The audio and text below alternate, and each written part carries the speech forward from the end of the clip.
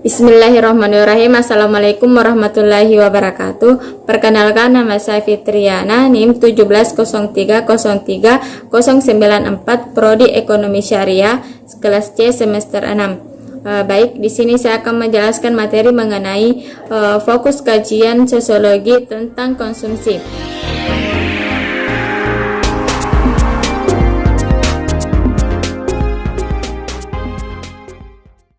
Konsumsi adalah suatu kebijakan yang bertujuan untuk mengurangi atau menghabiskan nilai guna suatu barang dan jasa dalam rangka untuk memenuhi kebutuhan hidup.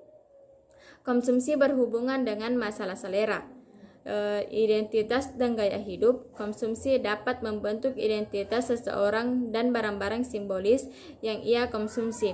Hubungan antara konsumsi dengan gaya hidup tersebut, ketika kita melihat seseorang mengkonsumsi barang, maka akan dilihat gaya hidup mereka. Kemudian materi yang kedua, penggolongan konsumsi ada dua, yaitu yang pertama, konsumsi langsung merupakan pengkonsumsian barang yang langsung digunakan untuk memenuhi kebutuhan pengguna barang. Yang kedua, konsumsi tak langsung merupakan pemakaian benda konsumsi berupa barang dan jasa yang tidak langsung digunakan untuk memenuhi kebutuhan pengguna barang. Materi yang ketiga, faktor-faktor yang memengaruhi konsumsi. Yang pertama, faktor-faktor ekonomi. Yang pertama, tingkat pendapatan dari seseorang atas tenaga kerja atau pikiran yang disumbangkan, biasanya berupa gaji atau upah. Yang kedua, tingkat kebutuhan setiap orang berbeda-beda. Seseorang yang tinggal di kota, daya belinya akan lebih tinggi jika dibandingkan dengan yang tinggal di desa. Yang ketiga, jumlah barang-barang konsumsi tahan lama dalam masyarakat. Pengaruhnya terdapat tingkat konsumsi bisa bersifat positif atau menambah, dan negatif atau mengurangi. Yang keempat, tingkat bunga. Tingkat bunga yang tinggi dapat mengurangi konsumsi, baik dilihat dari sisi keluarga yang memiliki kelebihan uang maupun yang kekurangan uang. Yang kelima, barang tahan lama adalah barang yang dapat dinikmati sampai pada masa yang akan datang, atau biasanya lebih dari 1 tahun. Yang keenam, kebijakan pemerintah mengurangi ketimpangan distribusi pendapatan. Keinginan pemerintah untuk mengurangi ketimpangan dalam distribusi pendapatan ternyata akan menyebabkan bertambahnya pengeluaran konsumsi masyarakat secara keseluruhan. Yang ketujuh, harga barang. Jika harga barang naik, maka daya beli konsumen cenderung akan menurun, dan sebaliknya jika harga barang dan jasa akan naik sesuai dengan hukum permintaan. Kemudian faktor non-ekonomi.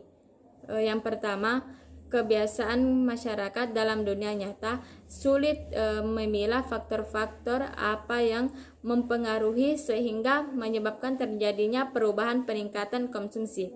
Karena itu, bisa saja terjadi dalam kelompok masyarakat yang berpendapat rendah yang memaksakan untuk membeli barang-barang dan jasa yang sebenarnya tidak sesuai dengan kemampuannya. Yang kedua, tingkat pendidikan. Makin tinggi pendidikan seseorang, makin tinggi pula kebutuhan yang ingin dipenuhinya. Yang ketiga, mode yang dalam masyarakat biasanya diberlakukan keras sehingga konsumsi bertambah. Yang keempat, jumlah penduduk. Jumlah penduduk yang banyak akan memperbesar pengeluaran konsumsi secara menyeluruh, walaupun rata-rata per orang atau keluarga atau relatif mudah. Materi yang keempat, fokus kajian sosiologi tentang konsumsi. Adapun fenomena yang termasuk dalam konsumsi sebagai berikut. Yang pertama, masyarakat konsumsi. Yang kedua, budaya konsumsi. Yang ketiga, perilaku konsumsi. Yang keempat, fashion. Yang gaya hidup. kemudian pariwara yang ke-8 belanja, yang ke-9 turisme, yang ke-10 ideologi konsumsi, yang ke-11 politik dan konsumsi, yang ke-12 konsumsi dan mobilitas sosial, yang ke-13 konsumsi dan perubahan sosial. Ke materi yang terakhir yaitu budaya konsumsi pada masyarakat prakapitalis. Kehidupan sosial memerlukan benda-benda karena melalui perolehan, penggunaan, dan pertukaran benda, individu kemudian memiliki kehidupan sosial dalam kaitannya pendapat Lurie dan Douglas dan Isherwood tersebut terdapat beberapa pemaknaan sosial terhadap konsumsi terhadap benda-benda dalam kehidupan sosial masyarakat prakapitalis. Di sini ada 3. Yang pertama, konsumsi sebagai pembeda antara kehidupan profan dan kehidupan suci. Yang kedua, konsumsi sebagai identitas.